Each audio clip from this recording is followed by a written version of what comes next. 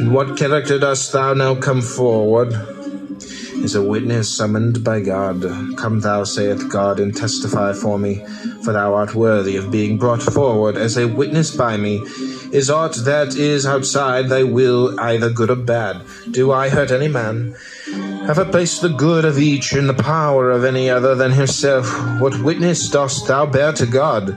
I am in evil state, master, I am undone. None careth for me, none giveth me aught. All men blame, all speak evil of me. Is this the witness thou wilt bear, and do dishonor to the calling wherewith he hath called thee? Because he hath done thee so great honor, and deemed thee worthy of being summoned to bear witness in so great a cause? Wouldst thou have men speak good of thee?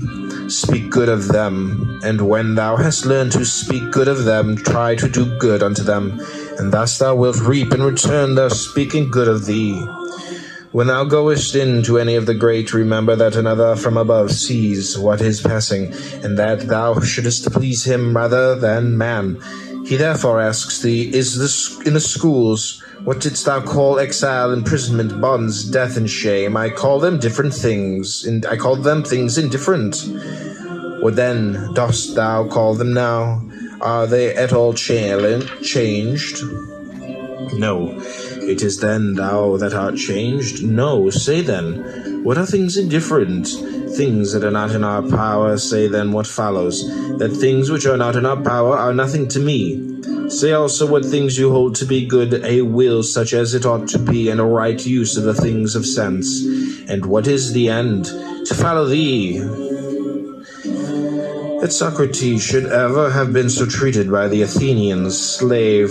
Why say Socrates? Speak of the thing as it is, that ever then the poor body of Socrates should have been dragged away and haled by main force to prison. That ever hemlock should have been given to the body of Socrates, that should have breathed its life away. Do you marvel at this? Do you hold this unjust? Is it for this that you accuse God? Had Socrates no compensation for this? Where then for him was the ideal good? Whom shall we hearken to, you or him? And what says he? Anytus and Miletus may put death to injure me is beyond their power. And again, if such be the will of God, so let it be. Nay, young man, for heaven's sake, but once thou hast heard these words, go home and say to thyself, it is not Epictetus that has told me these things, how indeed should he? No, it is some gracious God through him, else it would never have entered his head to tell me them. He that is not used to speak to any one other